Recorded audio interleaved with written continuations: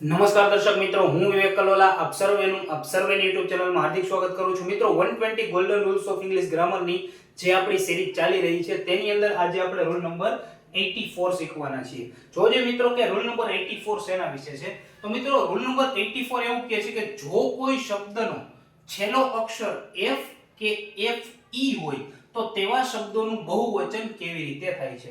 મિત્રો તમને કોઈ પણ વર્ડ આપેલો હોય, કોઈ પણ શબ્દ આપેલો હોય, બરાબર છે, અને તેવા શબ્દનો છેલ્લો અક્ષર લાસ્ટ લેટર f કે fe હોય, બરાબર છે, તો તેવા શબ્દોનું બહુવચન કેવી રીતે થાય છે. જનરલી આપણે આગળના જે બે નિયમો જોયા, બરાબર છે, કોઈ પણ શબ્દ તમને આપેલો હોય એનું બહુવચન કરવું હોય તો s અથવા es લાગતો હોય છે.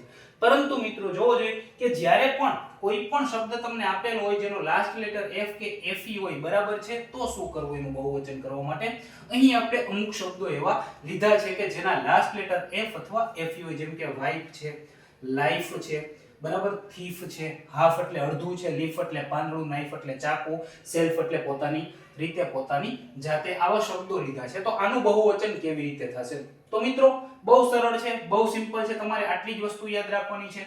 જો કોઈ, બરાબર છે, તમને શબ્દ આપેલો હોય જેનો લાસ્ટ લેટર f કે fe હોય, બરાબર છે, તો f કે fe ની જગ્યાએ, બરાબર છે, f અને fe ની જગ્યાએ ves લખી નાખવું. શું લખી નાખવાનું મિત્રો? ves લખી નાખવાનું. જોજો અહીં વાઇફ આપેલું છે તો આનું બહુવચન શું થશે મિત્રો? કે fe છે એ નીકળી જશે, અહીંયા શું થઈ જશે મિત્રો? તો કે ves લાગશે. અને શું વાંચશું મિત્રો? તો કે વાઇફ્સ, બરાબર છે, પત્નીની જગ્યાએ પત્નીઓ, બરાબર છે. લાઈફ છે મિત્રો તો શું થઈ જશે? લાઇવ્સ થઈ જશે, બરાબર છે. થીફ છે, બરાબર છે મિત્રો, શું છે? થીફ છે. સો સ્પેલિંગ છે એ ખોટો છે મિત્રો, thief આવશે. થીફ એટલે ચોર, બરાબર છે મિત્રો. તો શું થઈ જશે અહીં? શું થઈ જશે અહીં? તો કે થાઇવ્સ થઈ જશે, બરાબર છે મિત્રો. શું થઈ જશે? થાઇવ્સ થઈ જશે. હાફ એટલે અડધું, તો આ શું થઈ જશે મિત્રો? તો કે હાઉસ થઈ જશે, બરાબર છે. લીફ એટલે પાંદડા, તો શું થઈ જશે મિત્રો? લીવ્સ થઈ જશે. નાઇફ એટલે ચાકુ, તો આ શું થઈ જશે મિત્રો? તો કે નાઇવ્સ થઈ જશે. અને સેલ્ફ એટલે પોતાની જાતે, તો આ શું થઈ જશે મિત્રો? સેલ્ફ્સ થઈ જશે.